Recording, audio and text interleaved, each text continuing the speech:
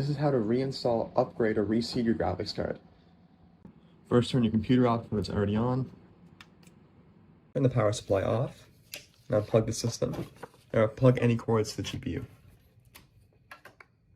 After the power supply is flicked off, press the power button and hold down to 5 to 10 seconds to remove any residual power. Remove your front panel. Locate the screws holding your graphics card in and remove them. Unplug your graphics card.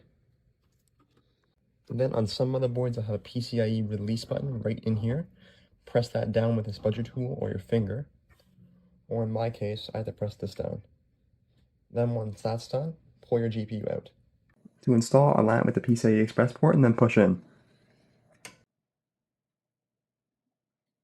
Like so. Then install the screws and plug your GPU in.